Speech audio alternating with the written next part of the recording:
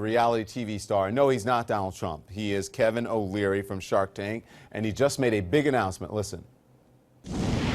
I'm an international business investor. I've traveled everywhere around the world. I'm a proud Canadian citizen. I brought with me this, my Canadian passport.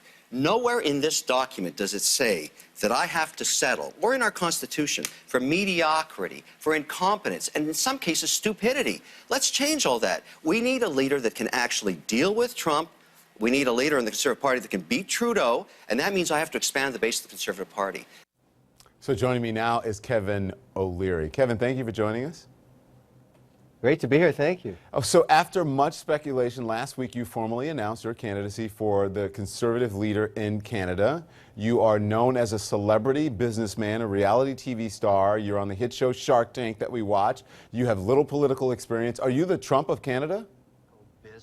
There's been that analogy, but I tell you why it's not a good. I mean, obviously Trump and I have got some notoriety on reality television, but here's where this all is different.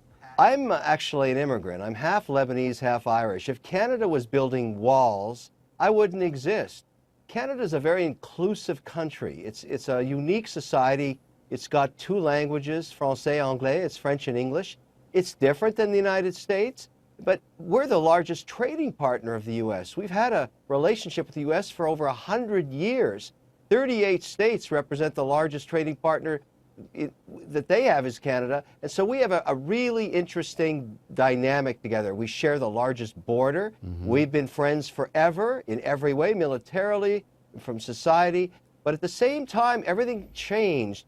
What happened in Canada, which happened in a lot of other countries, is everybody got Trump wrong. And so up in Canada, the current Prime Minister has been raising taxes, adding regulations, adding a national carbon tax to a country that's all natural resources, which was a huge shock to everybody, and promising to plunge the country into $1.5 billion of debt, which was the final straw for me. Yeah. And all of a sudden, Trump gets elected, and he is way out of sync with our #1 trading partner. And Canadians are very concerned now, and I'm one of them. You're talking about Justin Trudeau, the current Prime Minister. Since you mentioned trading, let's talk about NAFTA. Donald Trump has said he's going to dismantle NAFTA. You saw what he did with TPP today. He withdrew. Are you concerned about the impact that would have on your country? What should he do as it concerns Canada? Very concerned. Specifically, I listened to all the data coming out of the White House today because I'm obviously an investor globally, and NAFTA is a big deal for me.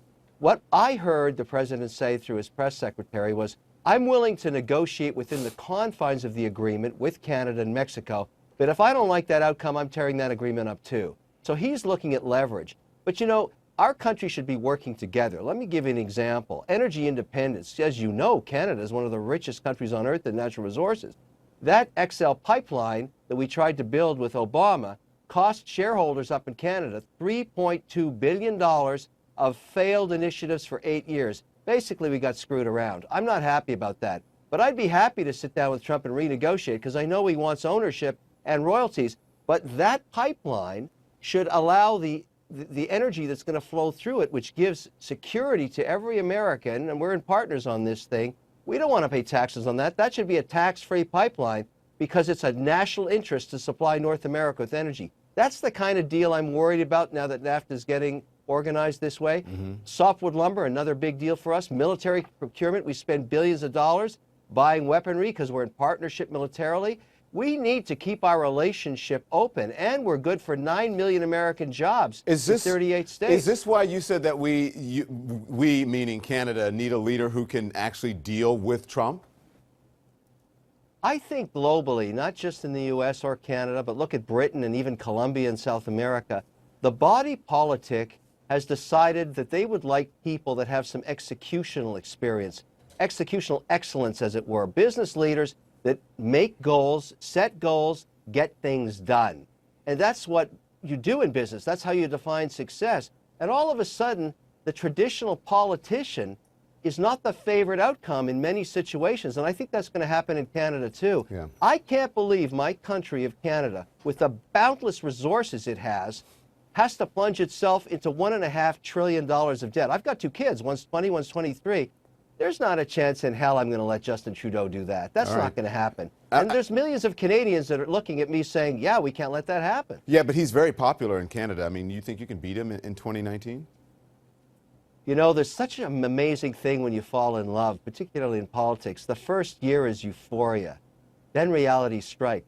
I don't know if you've been watching lately, probably not, but the Canadian polls for Justin Trudeau are falling like a rock because all of a sudden, many people are starting to realize that he's not getting stuff done that he promised. He promised a $10 billion deficit and he would clear it up in 2019. We're now over $38 billion. We're getting nervous. We're not happy with the performance metrics. And that's what's the same thing that happened stateside. All of a sudden, Americans said, I want somebody in here for all the flaws he's got that can get stuff done. Yeah. And wow, in this 24-hour cycle, you have to admit, Trump has really got into as an agenda. I've never seen this kind of speed. Yeah.